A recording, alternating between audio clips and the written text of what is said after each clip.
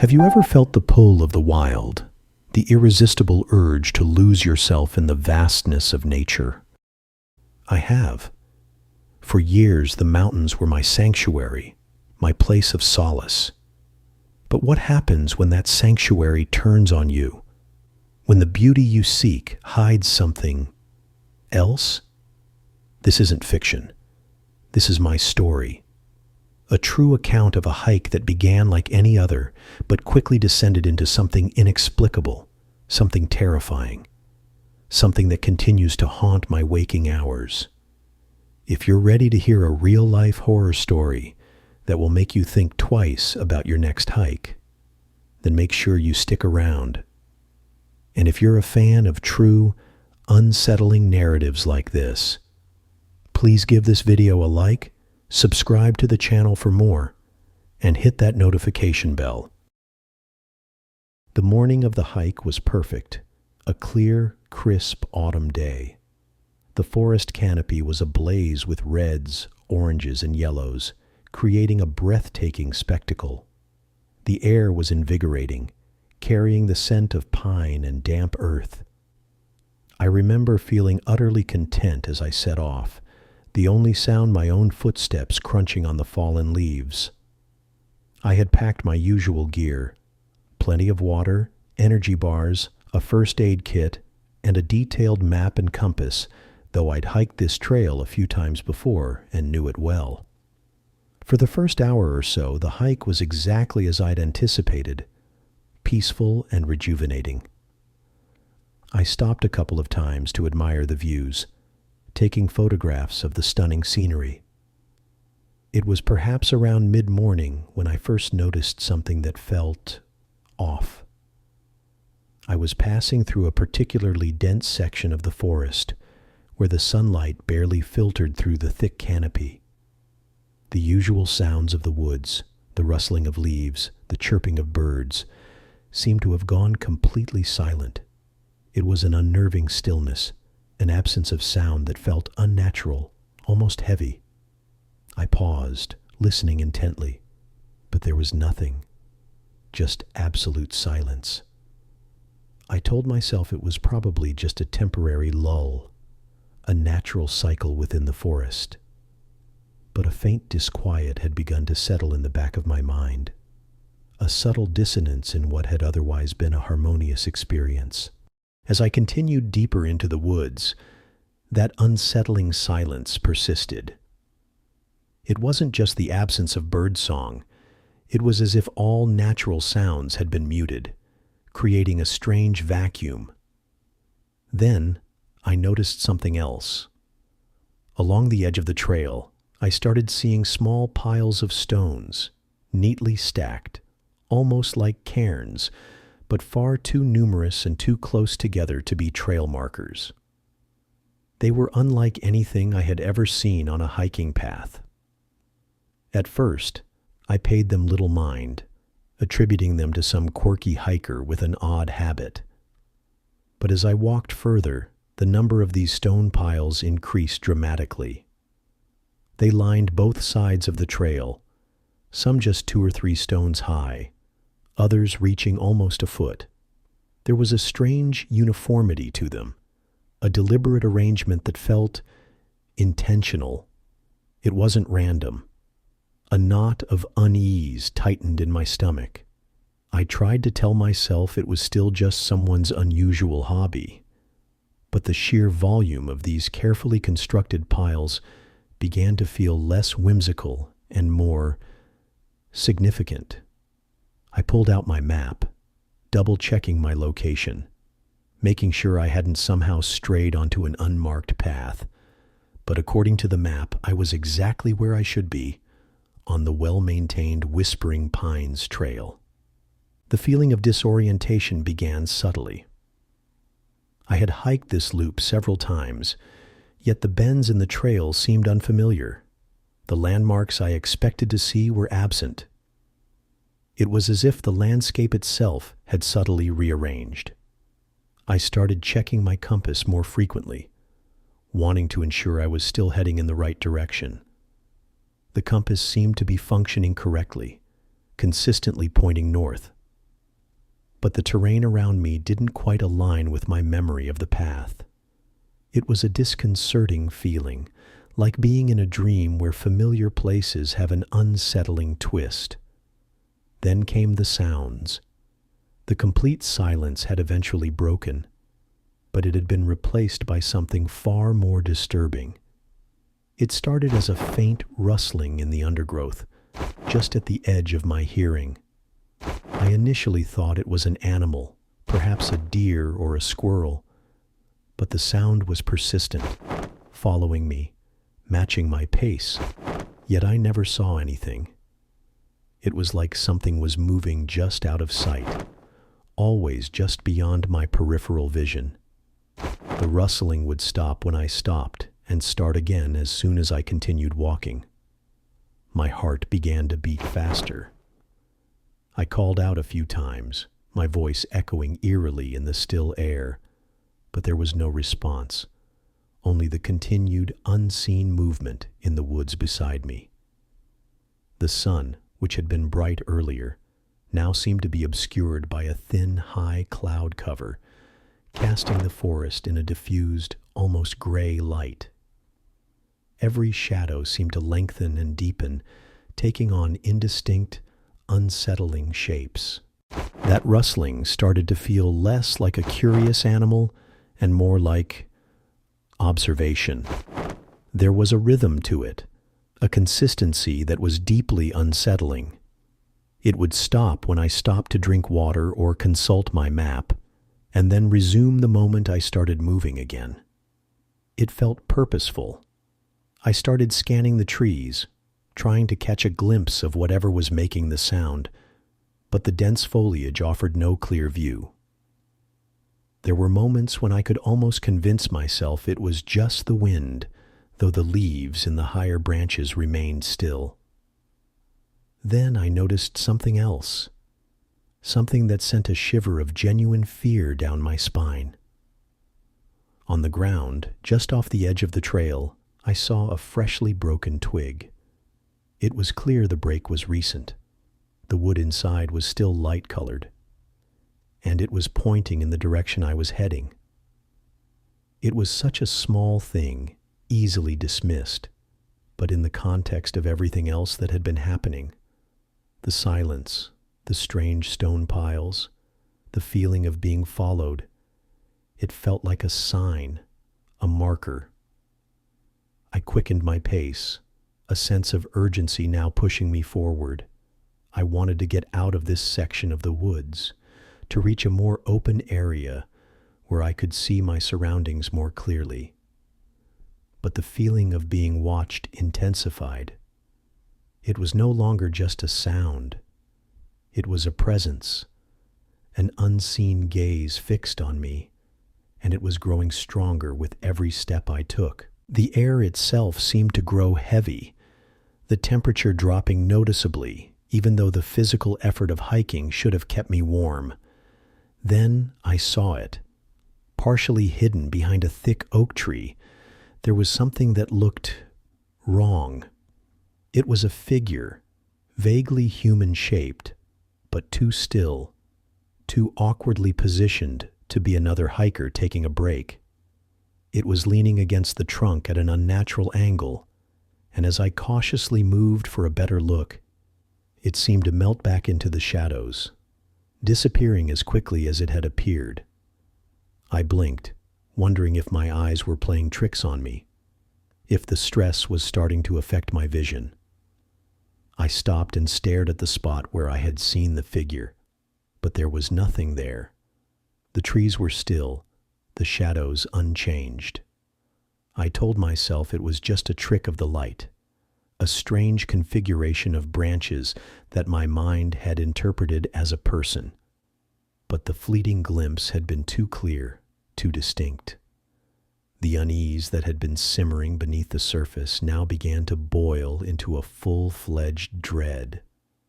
I started to hurry my pace, wanting to put as much distance as possible between myself and whatever that was. My thoughts began to race.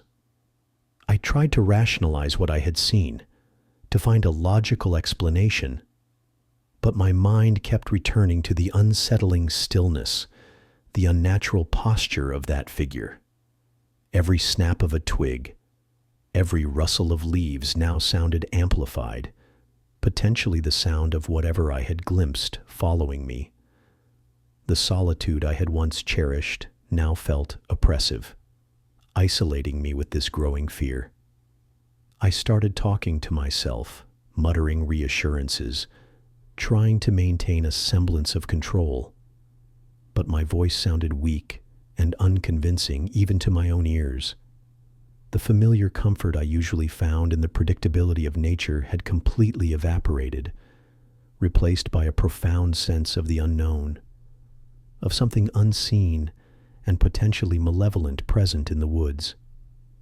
My focus narrowed, every sense hyper-alert, searching for any further sign, any confirmation of the threat I now instinctively felt.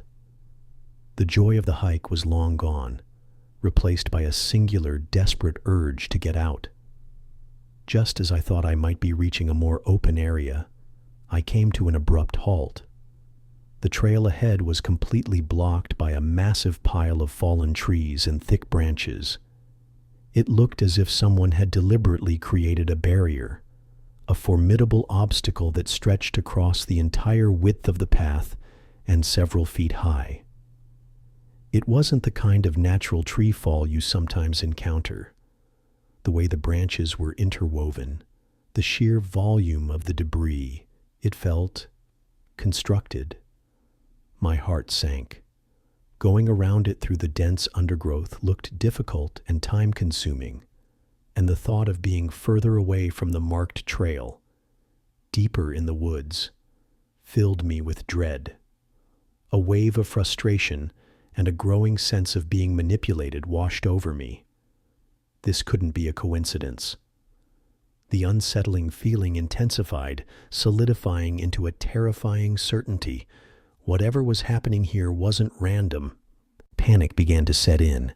I scrambled to try and climb over the tangled mess of trees, but the branches were sharp and unstable. The thought of being trapped here, alone and with that unseen presence, spurred me on with a surge of adrenaline. As I finally managed to pull myself over the last of the debris, I ran as if my life depended on it, my lungs burning, my legs aching. I didn't dare to look back, focusing only on the path ahead, desperate to put distance between myself and that thing. The sounds of pursuit were relentless, sometimes closer, sometimes further away, but always there, a constant reminder of the danger. I stumbled and fell, scraping my knees and hands, but I scrambled back to my feet, driven by sheer terror. The trees blurred around me as I ran, the once beautiful forest now a menacing labyrinth. I knew I couldn't keep this pace for long, but the thought of what would happen if it caught me fueled my desperate flight. Eventually, the relentless pursuit seemed to fade, though I couldn't shake the feeling that I was still being watched. Every shadow seemed to hold a potential threat. Every rustle of leaves made me jump. My body was screaming in protest, my legs heavy and aching, my lungs burning with each gasping breath. I had no idea how long I had been running or how far I had gone. The trail, which had been so familiar, now felt alien and hostile. Every turn brought a fresh wave of anxiety. The fear that I would see that figure again, standing silently in my path. I kept pushing myself forward, driven by a primal need to get away from that place, to reach the edge of the woods, to find safety. The sun began to dip lower in the sky, casting long, distorted shadows that danced around me like mocking figures. The thought of being caught in the woods after dark filled me with a fresh wave of panic. I focused on putting one foot in front of the other, trying to ignore the pain and the overwhelming sense of dread that clung to me like a shroud. Finally, through the dense trees, I saw a break in the foliage, a hint of something more structured than the wild woods. I stumbled forward, my legs barely able to support me, and emerged onto a gravel path close to what looked like the entrance of the hiking area. I could see a small building in the distance, and with a surge of desperate energy, I started to stumble towards it. My vision was blurry, my breathing ragged, and I could barely stay on my feet. Just as I thought I might collapse, I saw someone approaching me, a figure in uniform, possibly a park ranger or a security guard. He looked surprised and concerned as he saw my state. The next few moments were a blur. The guardsman, he introduced himself as Ranger David, rushed towards me, his expression one of concern. I tried to explain what had happened, my words coming out in disjointed gasps. He helped me to a nearby bench and gave me some water. I recounted the unsettling silence, the strange stone piles, the feeling of being watched, and finally, the terrifying figure I had encountered in the woods. Ranger David listened intently, his brow furrowed. He called for assistance on his radio, describing my condition and my story. While we waited, he asked me more questions, trying to piece together what might have occurred. There was a mixture of concern and skepticism in his eyes, but he took my account seriously. The authorities were notified, and a search of the area was conducted, though unsurprisingly, no evidence of the figure I saw was ever found. Ranger David mentioned that there had been occasional, unconfirmed reports of strange occurrences on the trail over the years, but nothing quite like what I described. The experience left a lasting impact. While I was grateful to have been found and helped, the questions lingered. What did I see out there? What was following me? Was it real, or was it a manifestation of my fear and exhaustion? I still don't have the answers. Have any of you ever had an experience in the wilderness that defied explanation and left you with more questions than answers? Share your stories in the comments below. If you found this account chilling and want to hear more true stories of the unexplained, please like this video, subscribe to my channel, and hit that notification bell. Perhaps if enough of us share our experiences, we can begin to understand the darker side of the places we think we know so well. Be careful out there. I've been a trucker most of my life. 18-wheelers, long hauls, late nights, truck stop coffee, the drone of rubber over asphalt. It's all second nature to me now.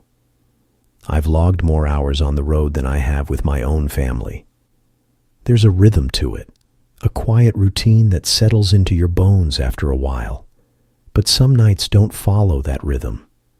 Some nights feel off even before they begin. December 18th, 2019 was one of those nights. I remember because it was supposed to be an easy run. San Antonio to a warehouse just outside Tulsa. I've done that route more times than I can count. It's not scenic. Mostly flatlands, gas stations, a few abandoned motels. But nothing dangerous. Nothing memorable. I'd left the loading dock around 4:15 p.m. A few hours behind schedule thanks to some paperwork errors, but I wasn't in a rush. I had the radio going, the rig was riding smooth, and the sky was clear. Somewhere around 8 p.m., I stopped at a diner off Route 67 for a bite. Same place I always stop when I run that corridor. It's this old chrome-sided joint with faded neon and a waitress named Martha, who calls everybody honey. The parking lot was mostly empty, which isn't unusual for a Wednesday night. I ordered chili and a coffee, sat at the corner booth, stared out the window at my rig while the sun dipped below the tree line. There was this moment, maybe 15-20 seconds, where everything just went dead quiet. Not just inside, but outside too. The hum of traffic stopped. No cars passed. The diner lights flickered once. At the time, I chalked it up to fatigue. I'd been running back-to-back hauls for over 2 weeks. A quiet night and a tired mind can make you hear things, feel things that aren't really there. I finished my meal, tipped Martha, and walked back out to the truck. That's when I noticed something strange. My passenger side door, locked when I went in, was ajar. Just a hair. Not enough to trigger the alarm, but enough to make me stop. I looked around the lot. No one in sight. I opened the door, checked the cab. Nothing disturbed. No signs anyone had been inside. Just the faint smell of something I couldn't quite place. A kind of damp, old dust smell, like a basement that hasn't been opened in years. I should have been more concerned. I should have turned around, called it in, maybe even found a motel for the night. But truckers don't like to admit when something rattles them. We're taught to keep moving. So that's what I did. I got back in, turned the key, and rolled out. And from that point on, nothing felt normal.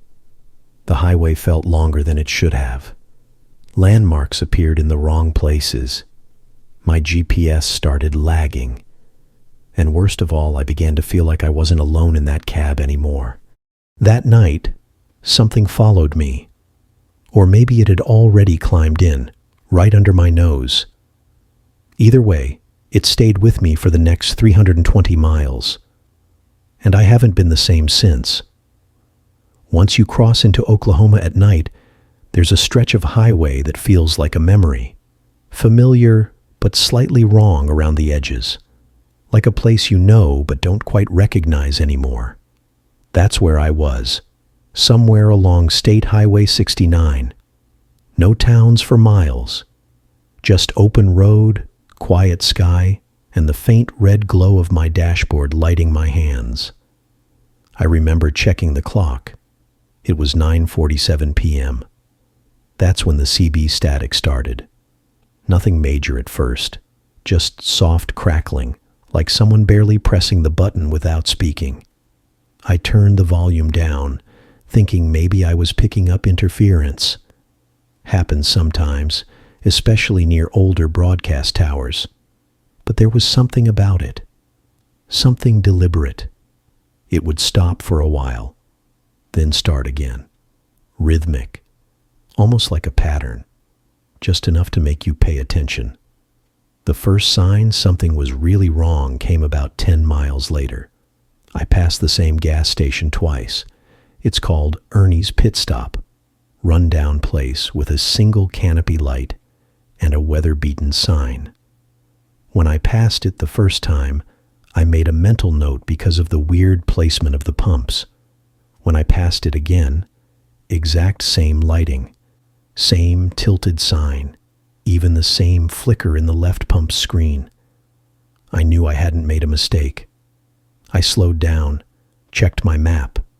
My GPS screen was frozen. It said I was still 3 miles behind where I knew I was. It was like the road had turned in on itself, like I'd been driving forward but ending up where I started. I pulled over, shut the engine off. That's when I noticed my rearview mirror had shifted slightly, just a few degrees. But enough. I hadn't touched it. At that point, I thought maybe I was just tired. That's what you tell yourself.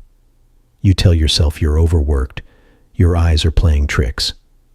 So I rubbed my face, started the truck back up, and pulled back onto the highway. But the thing is, once you feel unsettled on a route you've done a dozen times, you don't forget that feeling. The road didn't look wrong. It looked too right. You ever get that? Like someone recreated the highway from memory, but left out the soul of it? Everything was in place, but something was hollow. The lights on the side of the road felt too spaced. The signs looked too clean. The trees weren't moving in the wind, even though I could feel the wind pushing against my cab. And there was something else. I hadn't seen another vehicle in over 40 minutes. No cars, no semis, no headlights in the rear view, no taillights up ahead, just me. I tried to tell myself it was a quiet night, that maybe the weather had scared off the usual traffic. But I'd never seen that road completely empty before, and in the mirror, there was a shape. I only saw it once, flickered in and out like a shadow caught between two thoughts. Tall, still, and too close to the cab window, on the passenger side. I looked. Nothing there, but the feeling stayed. The same kind of feeling you get when you realize someone's been watching you for longer than you noticed. I kept driving. What else was I supposed to do? There's this unspoken rule among truckers. When things get weird on the road, you stay moving. Motion gives you control, even if it's just an illusion. But the road wasn't right anymore. I noticed it when I passed a road sign that simply said, Caddo Hill, 17. Now Caddo Hill's not even on my usual route. It's nearly an hour east of where I should have been. And I sure as hell hadn't made any turns. But there it was, clear as day. A brand new green road sign, unbent, no graffiti, just standing there like it belonged. I grabbed the dispatch phone to check my route. Static, no dial tone, no signal. I tried calling base, just dead air. No ring, no pickup. I flipped over to channel 19 on the CB. Nothing. Just that same quiet hum I'd heard earlier, now louder, more insistent. And that's when something knocked. 3 sharp taps, passenger side. I was going 55 miles per hour. I didn't stop, didn't look, just tightened my grip on the wheel and stared ahead. My mouth went dry, but my mind, it started racing, trying to find logic where there wasn't any. Maybe a branch had hit the cab, maybe something came loose. But the sound, that knock, it had weight, it had rhythm, it had intent. About 10 minutes later, I came upon a rest area. I don't remember ever seeing it on that route before, but it was lit, clean, empty. It looked official. I pulled in, turned off the engine. It was the first silence I'd had since leaving the diner. The only sound was the tick of the engine cooling down. I got out, walked the perimeter of the cab. Nothing. No damage, no scratches. But the door handle on the passenger side, it had condensation on it. Thick, like someone had breathed on cold glass. I touched it. It was warm. That didn't make any sense. It was 39 degrees out, wind chill dipping below freezing.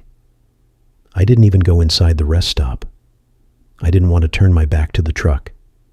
I just stood there for a minute, watching the woods at the edge of the lot. Nothing moved. Not even the branches. And then I heard it again. That same knock. This time from inside the cab. I turned. Nothing in the window. Opened the door. Empty. But the smell had returned. Damp. Old. I looked up at the ceiling of the cab, and there, just above the visor, were 3 long smudges, finger marks, running downward as if someone had been bracing themselves, upside down. I got back in the cab and sat there for a while, engine off, dome light on. I didn't start driving right away. My hands were steady, but my breathing wasn't. I kept staring at those marks above the visor. They weren't dust. They weren't grease. They looked fresh. But here's the thing. The cab was locked. I hadn't stopped since the highway, and nothing had passed me. I would have seen it. That's what I kept telling myself, over and over. But there's a limit to how many times you can repeat something before it stops working. I wiped the smudges off with a rag, folded it, put it under the seat. Then I turned the ignition and pulled out of the rest stop. I didn't even check the map. I just wanted to find another truck, a town, a sign of life. 10 minutes later, I came up on something I'll never forget. A truck, same model as mine, parked on the shoulder, hazards off, completely dark. No trailer, no plates. But the cab door was open, not wide, just enough to notice if you were looking for it. I slowed down, rolled to a crawl, and in the driver's seat, I swear, I saw someone sitting there, no movement, no light, just a shape in the dark. I called out through the open window. "You all right in there?" Nothing. And then something strange happened. My truck's lights, both high beams and fog, flickered. Once. And that's when the figure inside the other cab turned. Just the outline of a head. Slow. Precise. Like it had been waiting. I hit the gas. Got back on the road without even checking my mirrors. Something was wrong with that stretch. But no matter how far I drove, I never seemed to get away from it. The CB static came back, now with a kind of low pulse behind it, like breathing through a wall. And then the road changed again. It took me a minute to realize there were no more reflectors on the sides. The asphalt had no lines, no center stripe, just gray, like the road had stopped being a road and become something else entirely. I reached down to adjust the heat. My fingers brushed the rag I'd stuffed under the seat. It was wet. I pulled it out. And that's when I saw it. Fingerprints, but not mine. Smaller, as if a hand had held onto it, from the inside of the cab, while I was outside. At that point, I couldn't rationalize it anymore. I just kept driving. No music, no CB, no stops, eyes forward, heart racing in a way I hadn't felt since my first year on the road. And somewhere, under all the noise in my head, I kept asking myself the same question. If I didn't bring it with me, then when exactly did it get in? At 12:40 a.m., the road disappeared. Not like it ended. There was still pavement under my tires. But the world beyond my headlights? Black. Thick. Like I was moving through a tunnel with no walls. I slowed down to 30. My brights didn't help. There were no trees, no road signs, no sky. Just a wall of black beyond the hood. And inside the cab, everything was too quiet. My breath felt louder than the engine. That's when I saw it. A shape in the road ahead, tall, thin, still. I hit the brakes, not hard, just enough to coast. It wasn't a person, not exactly. No face, no clothes, just a figure, standing center lane like it belonged there, like it knew I'd come this way. I rolled to a stop. The cab lights flickered again, and then the smell returned, thick, damp, old, like mildew and copper. The figure didn't move. I turned on the interior lights. Nothing behind me, nothing in the mirrors. But then I looked up. The smudges were back. 5 long streaks across the windshield. From the inside. My heart was hammering in my chest. But I didn't panic. Not yet. I told myself I was imagining it. I wiped the glass with my sleeve. But it didn't smear. Because they weren't on the glass. They were in it. Like something had pressed against the windshield from the other side and left its shape embedded in the pane. And then I heard the lock. Just one. The click of the passenger door unlocking.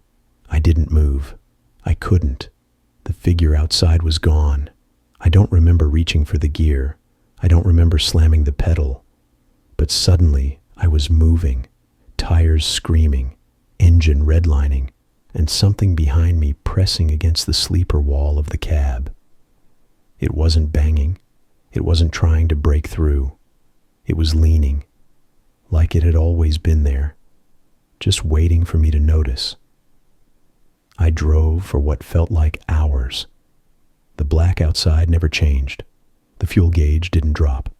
The clock on the dash froze at 1:07 a.m. I kept moving, kept my eyes on the road that no longer had lines. And then, without warning, I saw taillights. 4. 2 cars. The road opened up. Trees returned, stars above. The air changed. I was back, somehow. I didn't stop, didn't check the time. I just followed those lights until I hit the next way station. There were people, other drivers, but none of them looked at me. Not until I asked a question I wish I hadn't. "You seen anything strange out past mile 42? The guy behind the desk didn't answer. He just stared. Then finally he said, "There ain't no mile 42. And when I looked at the map on the wall, he was right. I didn't sleep that morning. I just sat in the cab, parked behind the way station, watching the sky lighten by degrees. The sunrise didn't feel real. It was pale, like it had been painted on a wall I couldn't reach. My logbook was blank. No mileage logged. No stops recorded. The fuel tank read full. My dash cam, dead battery. Even though I'd hardwired it, I took it inside the station, hoping maybe someone could pull something from it. The guy behind the desk looked at it, didn't touch it, and said, 'If you're smart, you'll toss it.' I asked him what he meant. He said nothing. Just stared at the camera, then at me. I asked again, this time slower. He turned and pointed at a corkboard by the coffee pot. It was covered in flyers, missing persons, most were old, curled paper, yellow tape, truckers. One of the names caught my eye, Daniel L. Stern, route driver TX Kio. He'd vanished in 2013, on the same corridor. His rig was found at a turnout by mile 41. No signs of struggle. Keys still in the ignition. Cab doors locked from the inside. I asked the guy if it was related. He didn't look at me, just said, "They never find the bodies, just the trucks." That was 10 years ago. I still drive, but I avoid that stretch like my life depends on it. Because I think it does. I changed companies, got a day route, keep it local now. People say I look tired, like I haven't slept in years. I have, just not well. Because every now and then, I'll wake up in the sleeper cab to that smell, that damp, coppery air. And sometimes, just before sleep, I'll hear the click of a lock that's never supposed to move. There's no one there. I check every time. But the cab always feels heavier, like someone's riding with me, waiting. I don't talk about it with other drivers, because I know what they'll say. You were tired. You dreamed it. Maybe I did. But when I checked the footage later, the few seconds the dash cam did record before cutting out, there was something standing on the side of the road, tall, still, watching me pass. Then static. People always ask me why I never reported it. I did, or at least I tried. The highway patrol filled out a form, nodded like they'd heard it before. Said there were no signs of forced entry, no blood, no accident, no crime, just a tired trucker losing track of time. I asked if anyone else had ever called about that stretch. The officer paused, flipped a page in his notepad and said, "More than you think, less than you'd hope." I didn't know what that meant. I still don't. All I know is this. Something's out there. Not a ghost, not a person. Just something. And it doesn't want to be seen. It wants to be felt. It waits for the ones who drive too long, who don't sleep enough, who think the road is theirs. It waits for people like I was, alone, distracted, overconfident. And once it's found you, you don't forget it. You can't forget it. That night hasn't left me. Not fully. It's in the white lines that blur when I blink. In the empty CB channel that suddenly crackles at 3 a.m. In the dark spots on the highway where my headlights feel swallowed. I've seen drivers vanish without explanation. Their trucks still idling on the shoulder. Their seats warm. Their doors locked from the inside. I don't look too long anymore. And if you ever find yourself on Route 67 past midnight, don't stop, not even for a second. Some roads don't let you go. They just pretend to. In 2019, I went hiking alone in the San Juan Mountains of Colorado. I was 34. I'd done solo treks for years, quiet, remote stretches of land that most people never set foot on. Those places always felt like home to me. My job was stressful, my city loud, and the trail was where my thoughts finally had room to stretch out. No deadlines, no reception, just the sound of my boots on the dirt and the wind threading through the trees. The route I chose wasn't popular. That's partly why I picked it. It intersected with parts of the Continental Divide Trail but veered into areas only marked by cairns and a faded topographic map I'd printed weeks before. The plan was 4 nights out. I had all the gear. I left my itinerary with a friend. I followed the process. Nothing about it should have gone wrong. The first day was everything I wanted it to be. Long miles, cold air, a high ridgeline with nothing but open land on either side. I set up camp near an alpine lake, cooked dehydrated chili, and listened to the birds quiet down as the sun slipped behind the trees. I remember lying in my tent thinking, this is what I needed. That first night I slept deeply.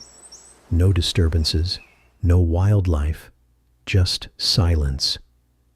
But looking back, that's the part that unsettles me the most. The silence. Not just the absence of noise, but the feeling that the woods were holding their breath, that something else was waiting for me to fall asleep.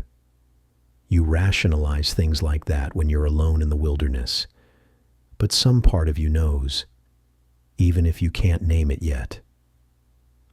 I've told this story a few times since then, usually in pieces, usually after a few drinks, and even then, I can tell most people think I'm exaggerating, or worse, making it up. I'm not. I've kept the GPS coordinates, the audio recording, even a few photos I took before things got strange. This isn't a ghost story. This isn't a campfire tale. I'm not here to scare you.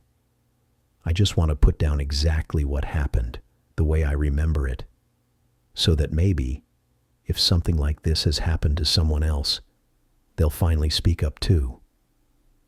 Because there are things in the wild, things no one puts on park maps or brochures, and if you find them, if they notice you, they don't always let you leave the same way you came. I grew up in northern Arizona, small town, red dirt, big sky. My dad was a mechanic.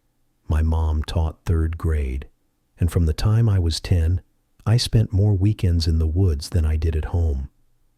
My older brother taught me how to follow a trail without markers, how to tell if a stream had clean water, how to walk quiet enough that deer wouldn't bolt when I came around the bend. He passed when I was 20. Sudden, unfair. After that, being outdoors stopped being just a hobby. It became a way to stay connected. To him, to silence, to something that didn't feel temporary.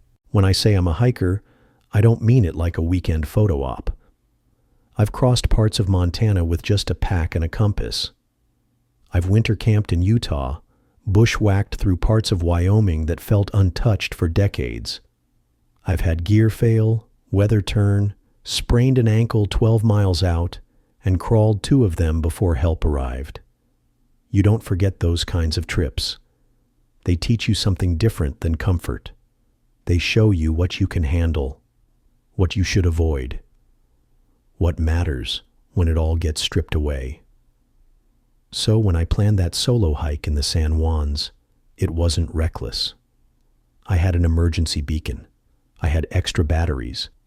I left digital breadcrumbs, text messages, notes, trail markers. I didn't go in blind.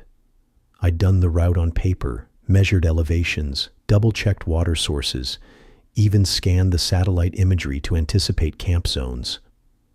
Some people overestimate nature. Some underestimate it. I don't. I respect it. That's why I still don't understand what happened out there. This wasn't like the time I got caught in a thunderstorm above the tree line. It wasn't dehydration. It wasn't a mountain lion or a bear or some guy messing around in the woods. I know what those things look like. I know what they feel like. This was different. From the beginning, it felt like something was watching, not in a paranoid way, but in a patient one. Like something had time, like it had all the time it needed. And I know how that sounds. I know it's easy to hear that and think I'm trying to embellish a quiet hike into something dramatic. But I wasn't scared when I started. That came later. When the trees stopped moving. When the markers I passed didn't match the map. When the air got too still for weather. When the woods stopped behaving the way woods should. I started the hike on a Tuesday. Late September. Cold enough to see your breath in the morning. Warm enough to shed layers by mid-afternoon. That first morning was smooth. Trail was well cut. The ascent steady but not punishing. I passed one older couple heading down as I came up. They smiled, asked how many days I was doing. I told them 4. The woman's expression shifted, just for a second. Something between concern and hesitation. But her husband cut in and said, "You picked a good time. Quiet out here this week." And then they were gone. That small look the woman gave me, I brushed it off. Maybe she was just tired. Or maybe she thought I looked unprepared. People make assumptions about solo hikers. They either think you're overconfident or running from something. But I wasn't running. I was trying to clear my head. Around mile 6, the main trail started to break up. I crossed a dry riverbed that wasn't dry on the topo map.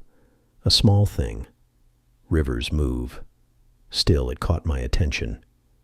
About a half-mile later, I saw something carved into a tree. Not initials, just a shape.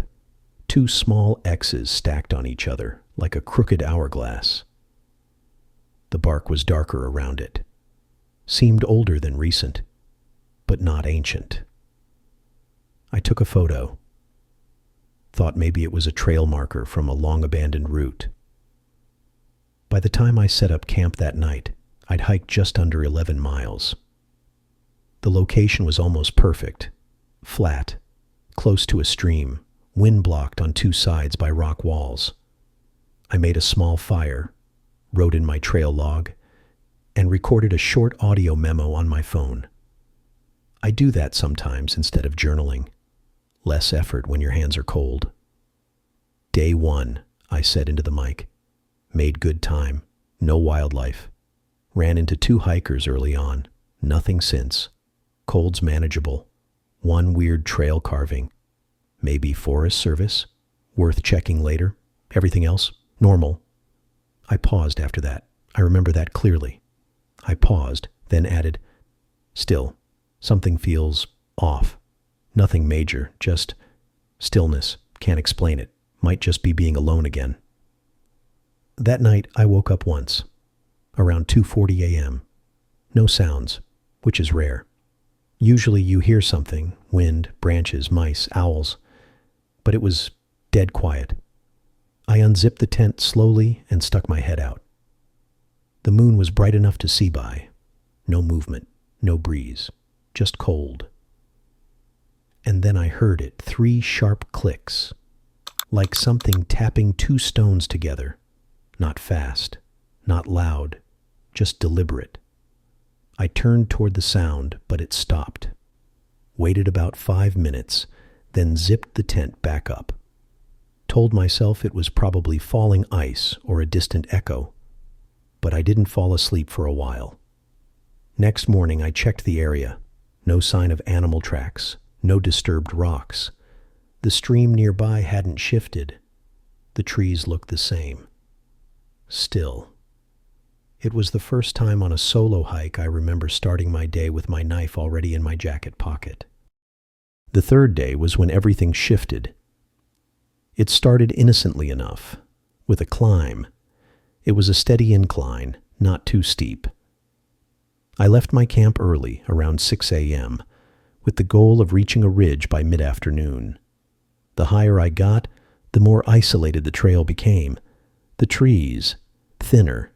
The air, colder. I'd been hiking for hours without seeing a single person, which, in itself, didn't seem strange at first. This was a remote area, but the feeling of it, that strange pressure that had been building in the back of my mind, it started to settle around me like fog.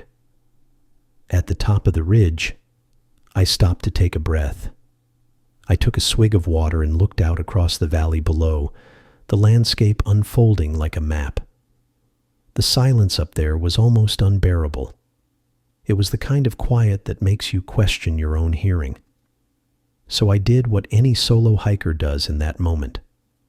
I pulled out the camera, took a few pictures, one of me standing near the rocks with the peaks in the background. And then I heard it. A rustling, a faint crackle, like dry leaves crunching, but coming from somewhere below, behind me. It wasn't natural. It didn't fit. The wind hadn't kicked up, not even a whisper through the pines. I turned around expecting to see a squirrel or some animal pushing through the brush, but there was nothing, just the slope descending into a thick patch of aspen trees. I stood there for a minute listening. Nothing, no birds, no insects. No movement. Then I shrugged it off. Maybe it was just an odd echo, or my mind playing tricks on me. It happens, especially when you've been hiking alone for days. Your senses get sharper, or maybe duller.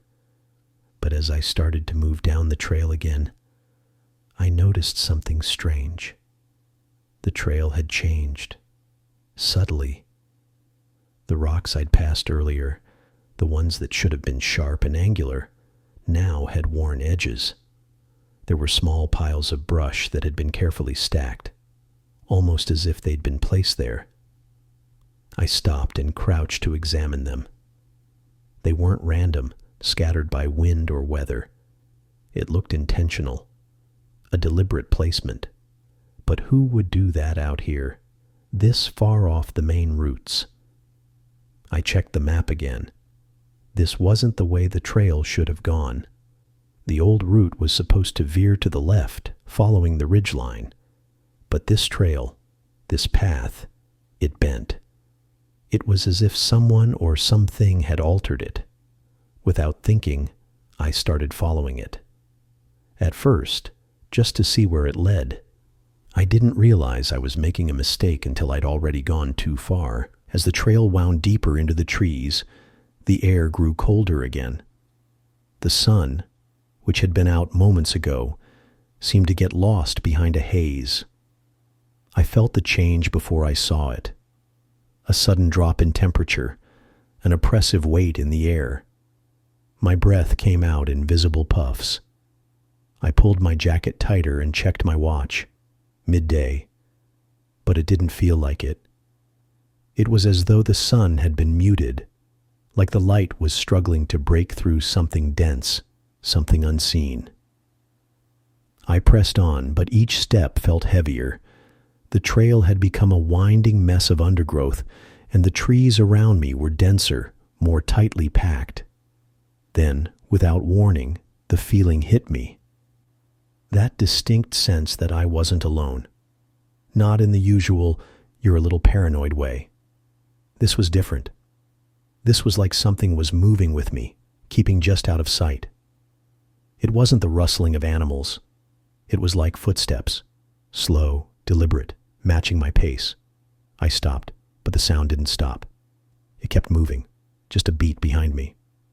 I turned around, half expecting to see someone. But again, nothing. Nothing at all. And then I saw it. A shape in the distance, behind the trees. For a moment, I thought it was just a trick of the light. as I stared, it didn't move the way it should have. It was a figure, but not a person. No arms, no face, just the silhouette of a form standing completely still. My heart stopped. My stomach dropped.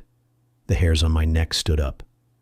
I blinked, once, twice, and the figure was gone, vanished, like it had never been there. I'm telling you this because I still don't know how to explain it. I don't have a word for it. The way the air felt colder all of a sudden, the way the shape just stood there motionless, and then nothing, not a sound, not a trace. But that moment, right there, was when I first realized I might not be alone out here, not in the way I thought. I don't know how long I stood there, frozen in place, staring at where the figure had been. Time felt warped. The only thing I could hear was my heartbeat in my ears, a muffled thrum against the quiet. I shook my head, trying to clear it. It's just fatigue, I told myself. Just your mind playing tricks. I turned away, determined to get back on track, get out of there.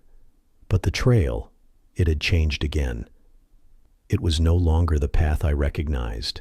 The ground was softer, spongier. The trees loomed taller, the branches crowded in. There was a feeling that the forest had subtly, insidiously shifted around me, folding in on itself. I tried retracing my steps. I pulled out the map again. The landmarks I'd passed earlier seemed wrong, distant, like they were fading out of view the further I moved. I couldn't even find the carving I'd taken a photo of 2 days ago. In its place, a different tree, a different shape. Something was wrong. I wasn't on the same trail anymore, I was sure of it. I had been careful with my compass, careful with every decision. But now, I couldn't trust the map. I couldn't trust my instincts. I checked my watch again. An hour had passed since I'd last checked. 1 hour of wandering, unsure of where I was going. It felt like a nightmare. Not a horror movie kind of nightmare, but the slow burn kind that settles in your chest. The kind where every decision you make seems to lead you deeper into a place you can't escape from. I was lost. Not lost in a way that can be fixed by a simple course correction. I was lost in a place that wasn't supposed to exist. I pulled out my emergency beacon. It was a precaution, something I always carry. But as I clicked the button to send a distress signal, there was no response. No flashing light, no confirmation beep, just a dead silence. I clicked it again and again, but nothing. I don't know what it was, battery failure, malfunction, or something else. But the beacon didn't work. That's when I realized the isolation wasn't just physical, it was total. I'd been prepared for this. I'd hiked remote places before, places where things can go wrong, where help is hours away, sometimes days. But there was something different here, something that wasn't supposed to happen. The air, the trees, the ground beneath me, they were changing.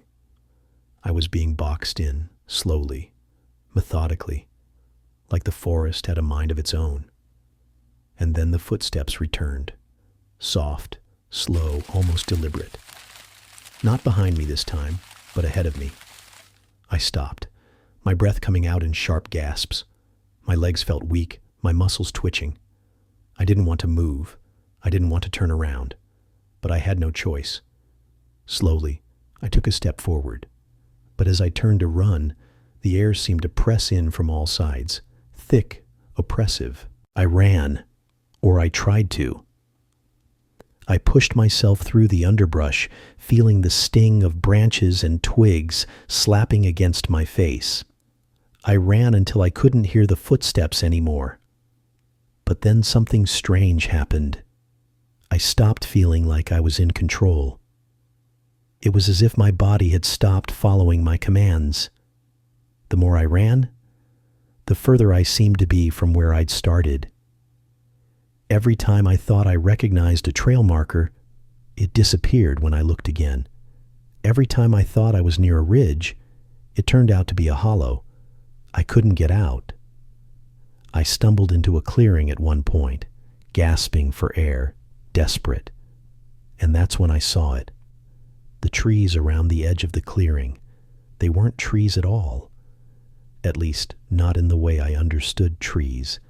They were twisted, gnarled, unnatural. Their trunks had taken on shapes, almost like they were reaching toward me, like they had been shaped by something unseen. And then, in the middle of the clearing, there was a pile of rocks, carefully stacked. It didn't make sense.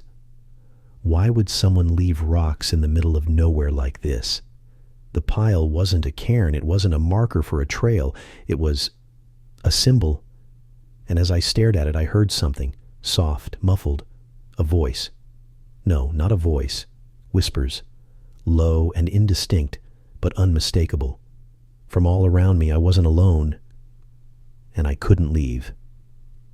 It was like the forest had come alive, like it had trapped me here, not just physically, but mentally. And I realized with a sickening clarity that whatever was here, whatever had been watching me, it wasn't going to let me go.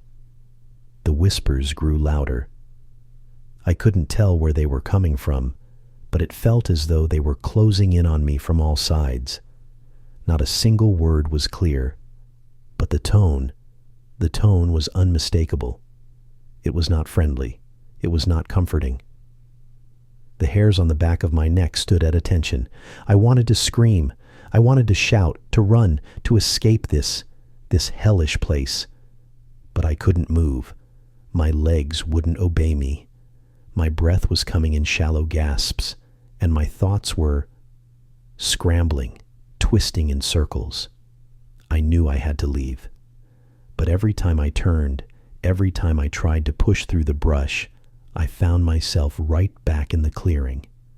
It was as if the ground itself was shifting, pulling me back to the center. I looked up at the sky. It was getting darker, faster than it should have.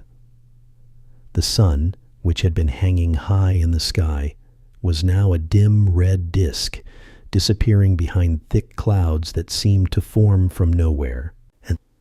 And then, just as quickly as it had begun, everything stopped. The whispers fell silent.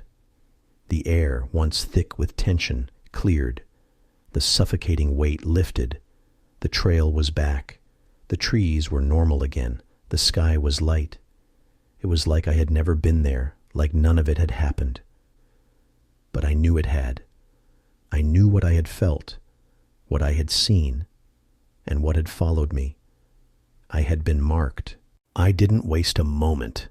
I didn't care where I was anymore. I just needed to get out.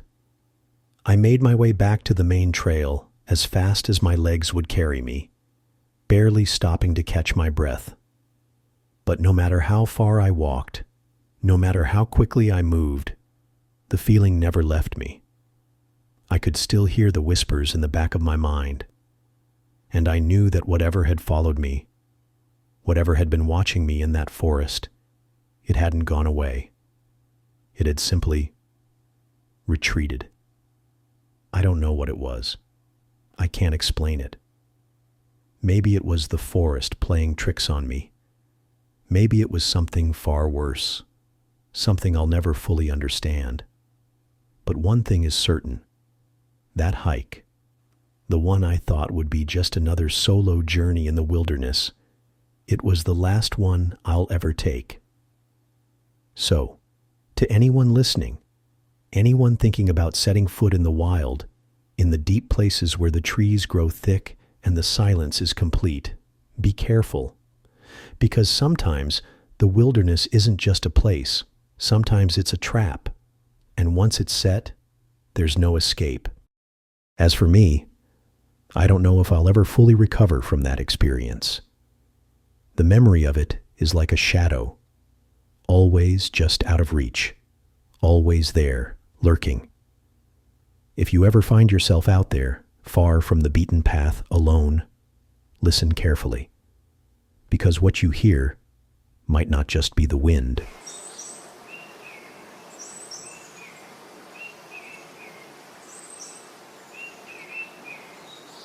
I've traveled alone before, business trips, writing retreats, even the occasional cabin weekend when I needed to get away from everything.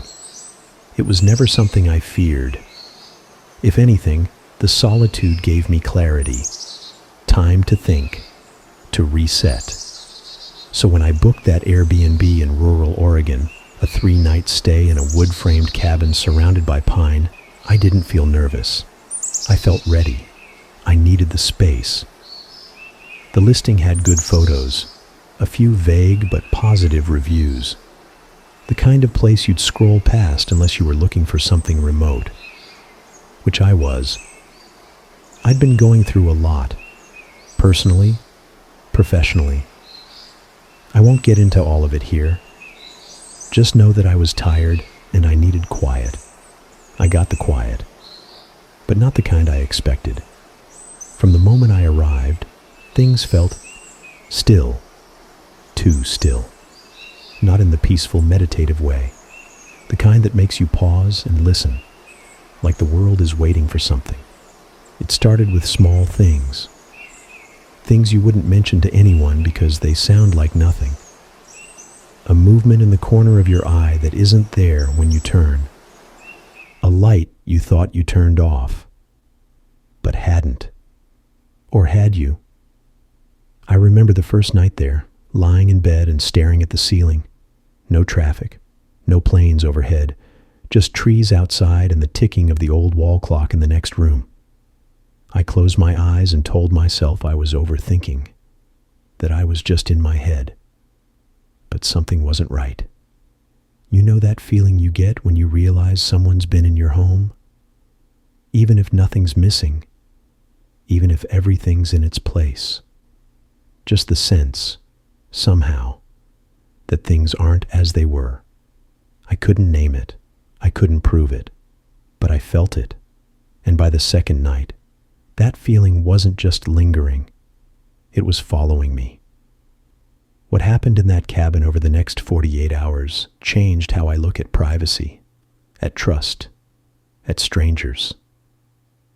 There's no dramatic twist here. No hidden cameras or masked intruders. At least, not that I saw. But something happened. Something I'm still trying to explain. This is what I remember. I booked the place about 2 weeks before I left. It was early October. The kind of fall that doesn't feel like fall yet. Just dry air and long shadows. I'd been browsing places within driving distance from Portland, looking for somewhere I could finish a draft I'd been putting off. The listing came up halfway down the page. No flashy title, no quirky cabin in the woods puns. Just private one-bedroom cabin with wood stove. The price was low, lower than I expected for that time of year. But I told myself it was probably due to the location. Remote. No nearby attractions. Exactly what I wanted. The photos showed a small pine cabin surrounded by trees. Nothing out of place. Wooden porch. A single rocking chair. A little writing desk next to a window. There were 4 reviews. All short, all positive. Peaceful place. Had a great time. Host was responsive.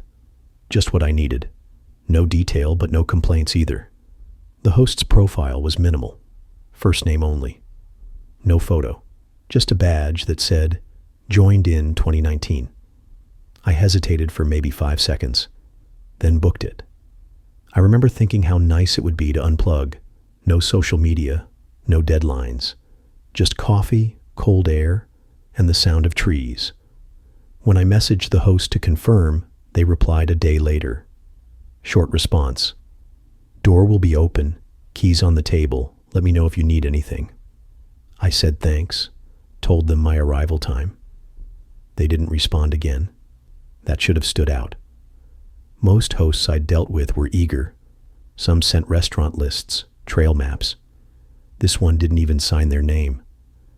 But it didn't seem strange then. Just simple. I packed a weekend bag, grabbed some groceries, filled up the tank. I didn't tell many people where I was going, just a friend from work. I said I'd be back by Monday. I left around noon on Friday. I still remember how quiet the drive was once I got off the main roads. The radio cut out. GPS kept recalculating. The trees got thicker, taller. The road turned to gravel. About 20 minutes from the nearest town, I lost cell service entirely, and maybe that's when things really began. I arrived at the cabin just before sunset. The air smelled like wet bark and cold earth, the kind of clean that makes your lungs sting a little. The cabin was exactly like the photos.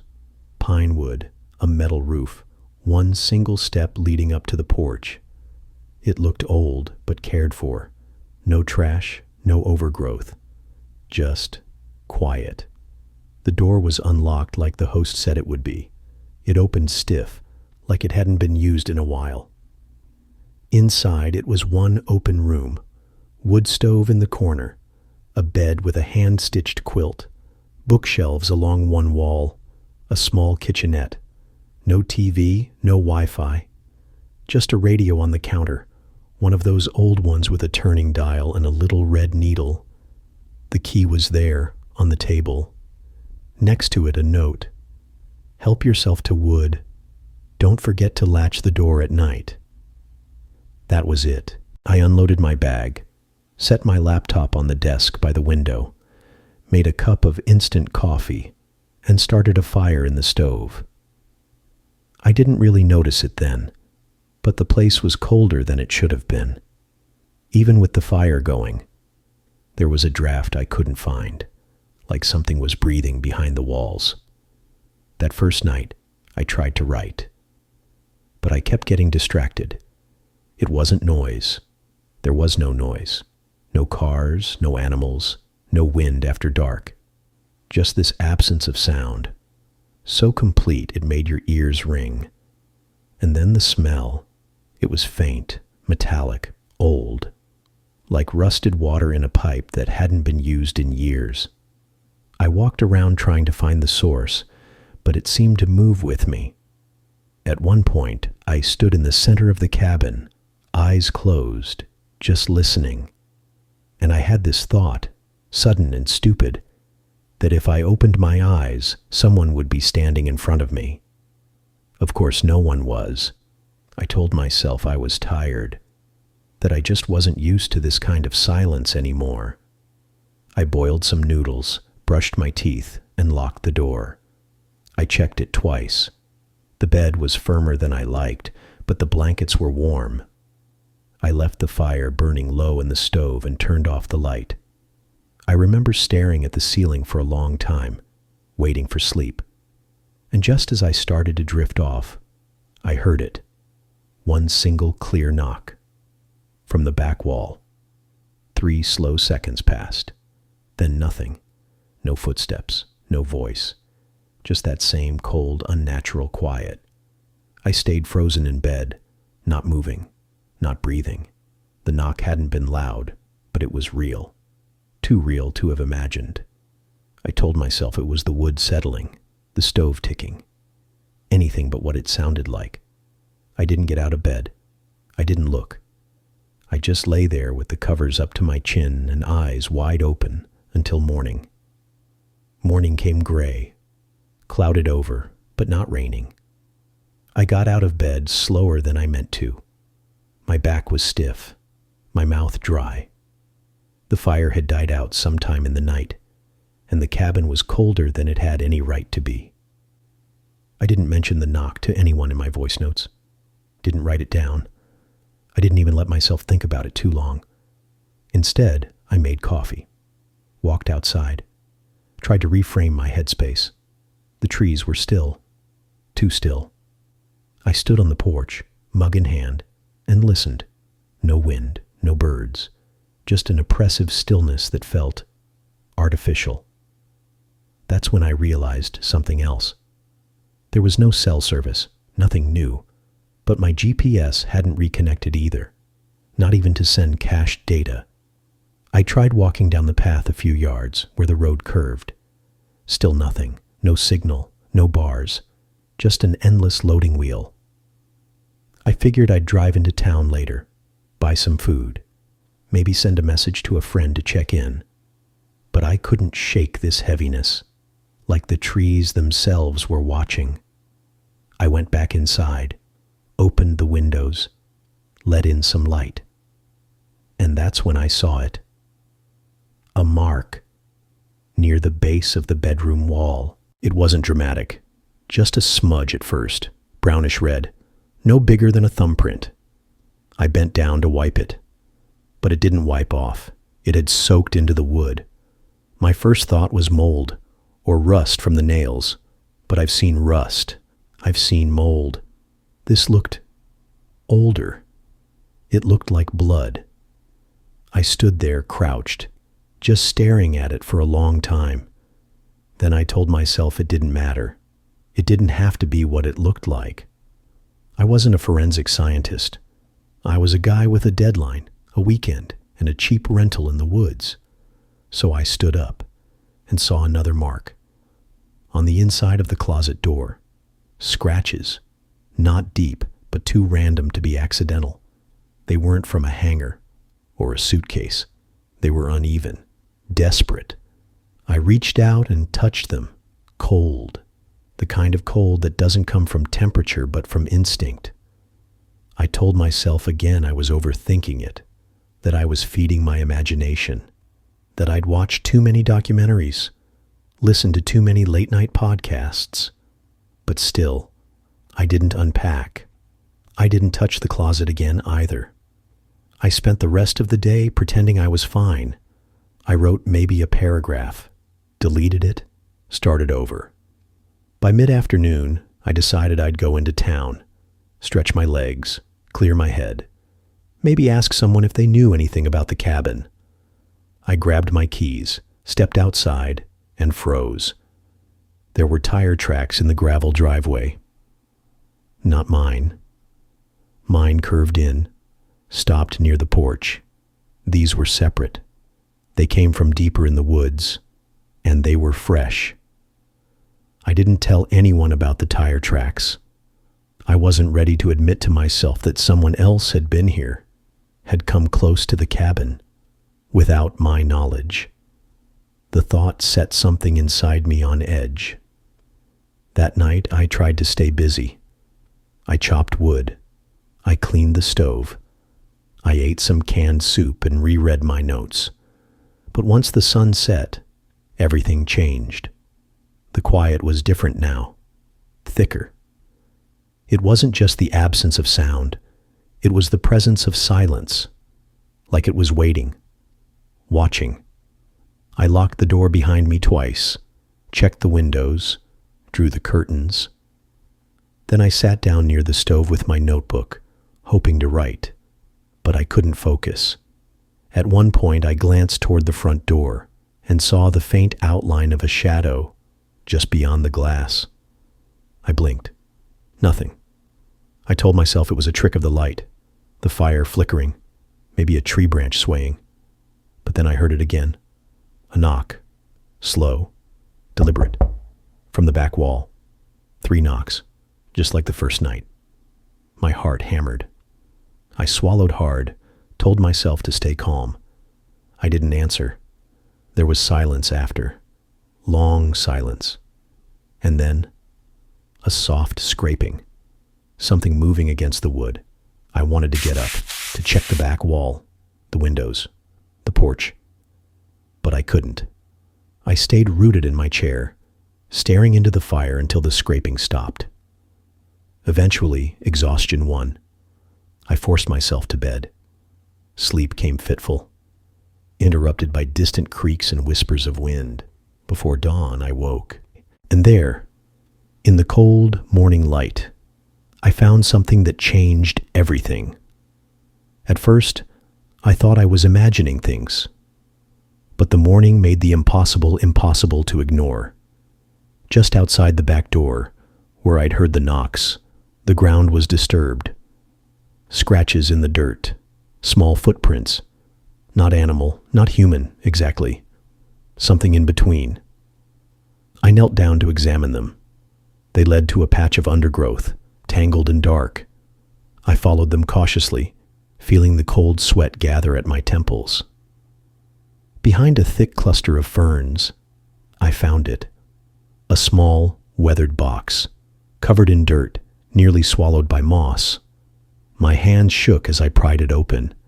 Inside were papers, old letters, photographs, a notebook. The letters were yellowed, fragile, written in a hurried, almost frantic hand. They told a story I never expected. The cabin had been used decades ago as a refuge for someone on the run.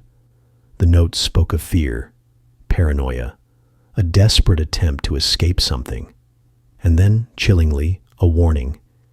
If you find this, leave. Don't stay. They don't like visitors. I sat there, clutching the box, heart pounding. The notebook had pages filled with sketches, figures with blank faces, eyes scratched out. One page had a crude map of the woods, marked with strange symbols.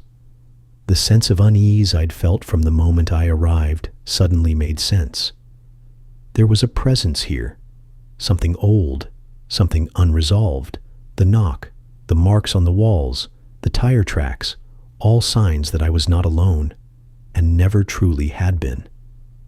I debated calling someone, the police, a friend, but the signal was still gone. And even if it wasn't, would anyone believe me? I felt trapped, alone, and watched. As the sun climbed, I realized I couldn't stay here, not without answers. I packed the box, locked the cabin, and started down the path toward the road. But just as I reached the edge of the trees, a sound stopped me cold. Behind me, a low, slow knocking. 3 times, the same rhythm. I didn't look back. I ran, faster than I thought possible. The knocking echoed behind me, taunting, relentless. 3 knocks. 3 knocks. I didn't stop until the trees thinned and the road stretched ahead, empty, silent. When I reached the highway, I finally had signal. I called a friend, told them everything, half frantic, half breathless. They promised to come get me, but I never went back. The cabin, the marks, the box, it all felt like a nightmare I could barely believe. Yet every time I close my eyes, I hear the knocks, the scratches on the closet door, the cold, unforgiving silence of those woods. I don't know what or who I encountered that weekend, but I know this. Some places hold memories that refuse to rest. Some stories refuse to stay buried. And some doors, once opened, can never truly be closed. That cabin was supposed to be a quiet place to work, a simple rental on Airbnb, just a weekend away. But it became something else entirely. Something I'll never forget.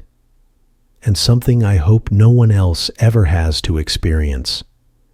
Because sometimes, what seems like a quiet place is anything but.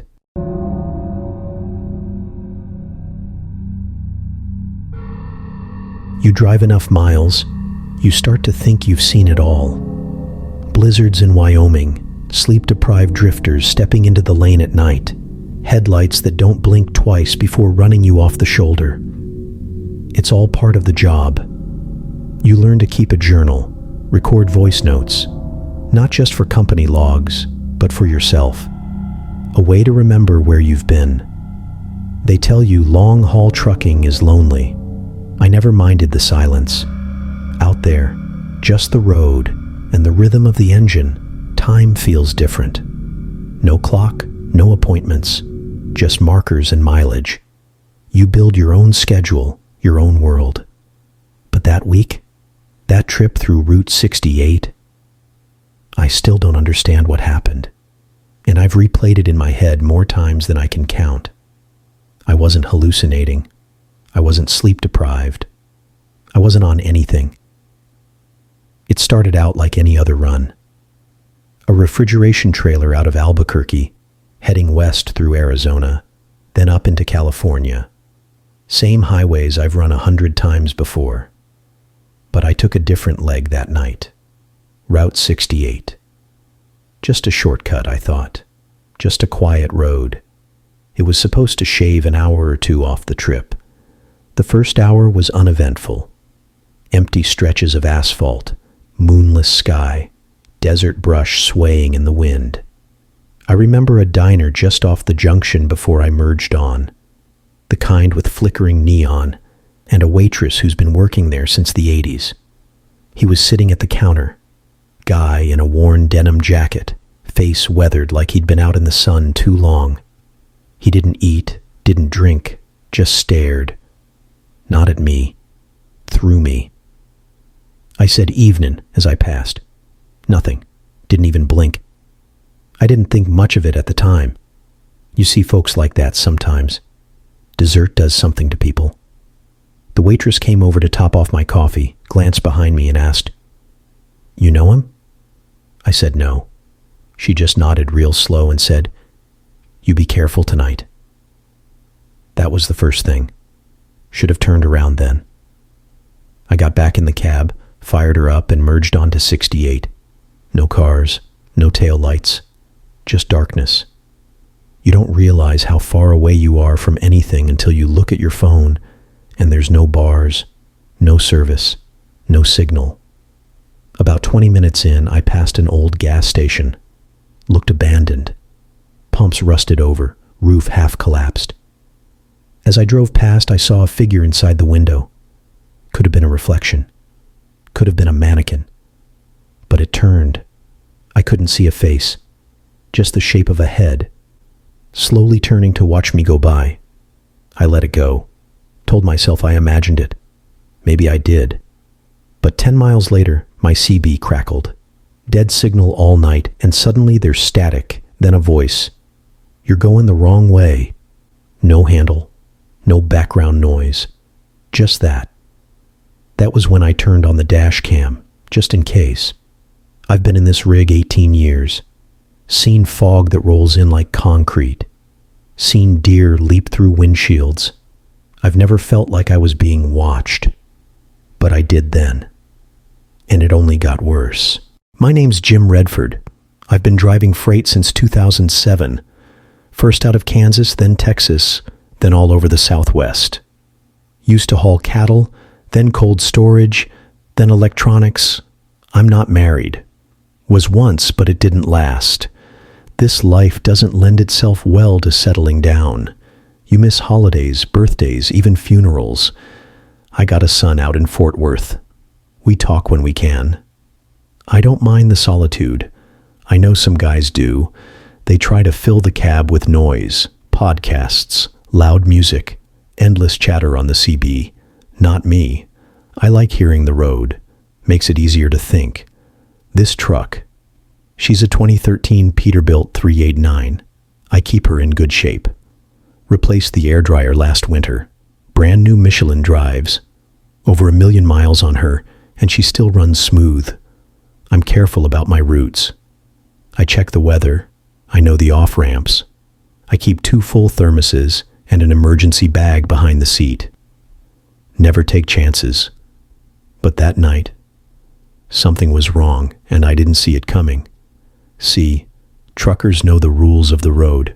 We got an unspoken code. You flash your high beams to let someone merge. You wave at passing rigs. You keep your eyes open for wrecks, for animals, for people broken down.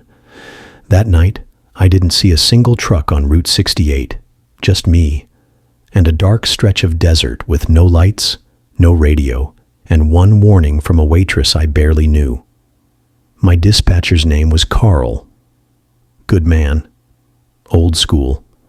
The kind of guy who checks your logbooks and calls if you're overdue. I'd spoken to him that morning. Told him I'd be late getting out of Albuquerque. He asked which way I was routing, and when I mentioned Route 68, there was a pause. He said, "Huh, haven't heard anyone run that since." Then he just trailed off. Changed the subject. I should have asked. I didn't. There are things you learn over time, like which truck stops have good coffee, which scales always flag you, which counties still pull you over just to fill a quota, and which roads. You don't run at night. They don't teach you that in training. You hear it in stories, rumors, warnings passed between drivers on late-night CB. I always thought those stories were just boredom, tall tales to break the silence. But that night, Route 68 wasn't just empty. It felt abandoned, like someone had erased it from the map. I don't scare easy. That's not pride. It's just how I'm wired. You can't do this job if you jump at shadows. But something about that stretch. I kept checking the mirrors. Not for traffic, for anything. I don't even know what I thought I might see. The road started to change. Subtle things. First it was the lines. Center stripes faded until they disappeared. Then came the signs. Old ones, rusted over, bullet holes in a few. One of them was so bent backward it faced the wrong way. Then the road narrowed. What started as a wide paved highway turned into a rough two-lane with cracks deep enough to catch a tire. At mile marker 42, the lights on my dash flickered. Just once. I tapped the panel. Nothing else happened. 15 minutes later, my left turn signal clicked on by itself. I hadn't touched it. I shut it off, figured maybe it was a short. Old wiring. Happens. But when I looked at the shoulder, there was something there. A bag. A duffel. Torn open at the seams. Clothes half spilled out. I slowed down, thinking maybe someone had wrecked. Maybe I missed a car in the dark. I scanned the edge of the road. Nothing.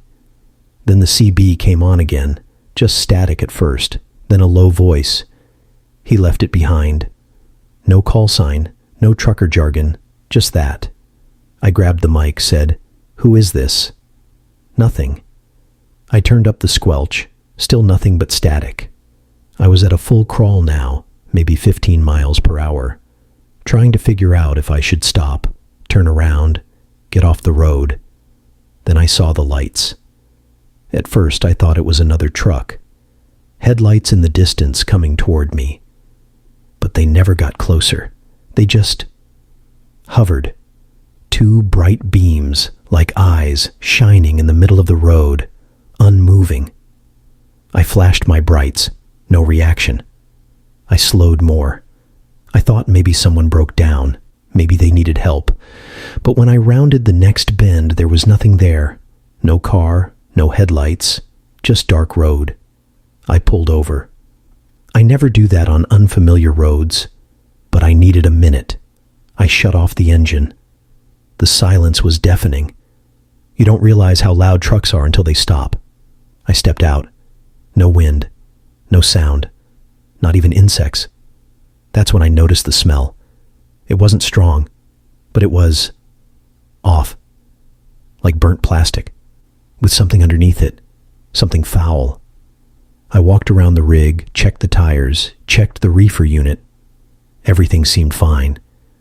But when I turned to climb back into the cab, there were footprints in the dirt. They weren't mine.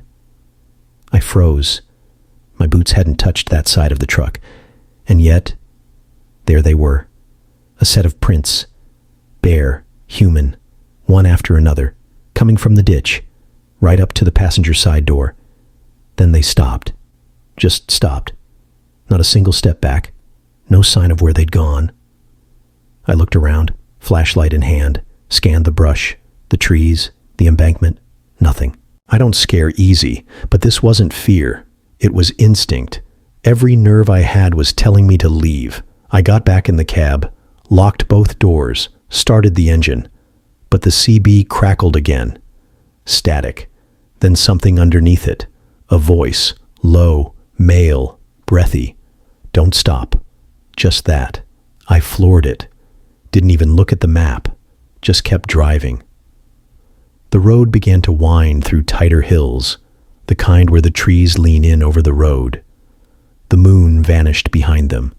I noticed the odometer ticking backward. I glanced again. 384, 107. Then 384, 106. 384, 105. I blinked. Thought I was seeing things, but no. It kept counting in reverse. That's when I saw it. A figure, standing in the middle of the road, not moving. No lights, no vehicle. Just a man, or something shaped like one. Arms at his sides, head tilted, watching me come. I laid on the horn. He didn't flinch. I swerved, barely missed him, checked the mirrors. Nothing. He wasn't there. Then my phone lit up. One notification. No number. Just one word. Look. I glanced at the passenger seat. Empty. Looked in the sleeper. Nothing. Then the flashlight, the one I'd left outside, rolled out from under the dash. I hadn't brought it in. My hands were shaking now. Something wasn't right with the road anymore. It felt wrong, like it didn't want me to leave. I knew I needed off, now. But GPS was frozen. Phone said, no service. And then, the road started again. Same turn, same bent tree, same broken sign. I'd been here already. I was looping. That road wasn't letting me go. Every mile I drove brought me right back to where I'd started. I shut the truck down, sat there in silence, tried to force logic on something that didn't want it. Maybe I was tired. Maybe I missed a turn. Maybe this was all just stress. But that flashlight didn't walk itself back into the truck, and that voice on the CB wasn't mine. I opened the door. The air felt wrong, still but not calm. I walked, slowly, toward the broken road sign I kept seeing. On the back, someone had etched something with a key, or maybe a nail. Letters carved deep. Mile 58, don't stop. Just like the voice said. But I had stopped, more than once. I turned back to the truck, and it was gone. It was like walking out of a memory and realizing you'd never actually been awake. No headlights, no tires on gravel, no diesel ticking. The forest had swallowed it whole. I wasn't panicking, not yet, but something deeper was setting in. Like I was remembering this, like I'd been here before, and I never left. I turned in a slow circle, trying to find the road again.